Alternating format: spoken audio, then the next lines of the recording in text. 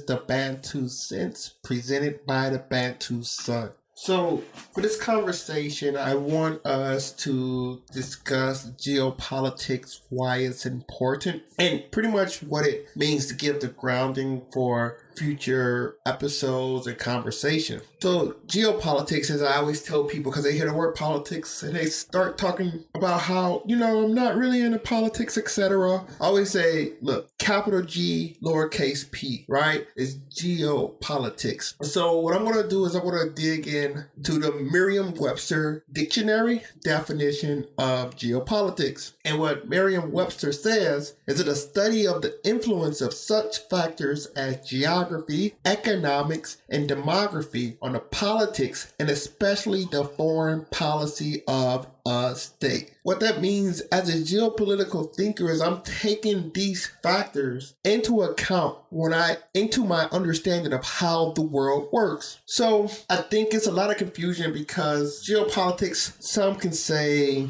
related to real politics, but I want to make sure I draw in sharp contrast geopolitics and political science. So political science, I believe, is the study of politics, right? This is about getting people elected, of swaying the public, etc. I think geopolitics is about the realness of it all. So for instance, I'm a big football fan, right? What American isn't? So when you have certain positions, you want them to fit a certain profile of athleticism, correct? So let's say we wanted to build an ideal quarterback. Right? We want him to be a certain height, right? Because he needs to see through the lineman or over the lineman. We want him to have good instincts. He's going to be able to act because things happen in so quick 3 to 7 step drops that he's not going to have time to think. He has to understand the plays. We want him to be a studious. We want him to be a leader. We want a certain level of arm strength, of coordination. A lot of these things, primarily the physical one, cannot be altered. He's going to have only so much speed of velocity he can throw the ball, right? He's going to have a certain height. You can't change that height. He's going to have a certain weight. So what geopolitics is saying is that a nation has certain advantages and disadvantages. And based off of those certain advantages and disadvantages through geography, mostly through geography and demography, with the honorable mention of economics. And the reason why I say that is because geography and demography are the hardest things to change. You can't pop out 35-year-olds. It takes time to make that. You can't pop out mountains, create navigable rivers. It takes time. Man's journey and ascent has coincided with his ability to master his surrounding. But even then, he's only mastering it. He's not creating it. Of course, I'm thinking about the Erie Canal feeding into New York Harbor and various feats. Look at the Netherlands, what they've done with dikes, being an underwater country and their ability to harness that using windmills and then make a society that's livable for us as citizens. Yes, we have mastered it. So this is part of our challenge, but at the same time,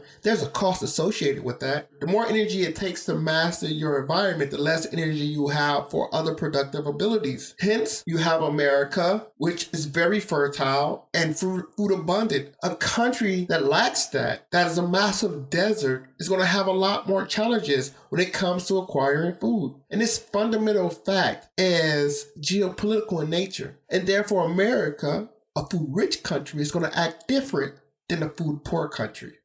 You can see the behavior of the Middle East, a lot of these sand nations. Their country is predominantly desert, but they're filthy rich because of their oil resources. They know that fundamentally they have a disadvantage, and they got to make that oil money count because when times get hard, they're a one-trick pony. Hell of a trick, but it's one trick. So going back to the analogy, you can have a country with it all. I always think about 20th century Soviet Union. Hundreds of millions of people, not a resource they need that they don't have, but economically, they were backwards. They eventually collapsed on themselves. I always we could call that the Randy Moss effect, right? Randy Moss have all the intangibles, speed, height, talent, all the tangibles, but lacked the intangibles, right? He played when he wanted to play. So what that means, though, is that when he did want to play, he was the baddest man on the planet. You couldn't out-jump him. You couldn't outrun him. And that's where geopolitics come into play. It's what do you have available to you? What's valuable? And are you utilizing it to maximum capacity? Some countries, in this sense, are overachievers. And of course, some are underachievers. Underachievers, talking about the Soviet Union, controlling the center of the world island in the mid-20th century with a massive population, having troubles feeding itself. On the opposite side, you have countries like Singapore or Japan, which is another great example, which had to go around the ability of not being the most resource-rich country, relatively resource-poor, relatively being the key word, and using their culture and intelligence to try to overcome that.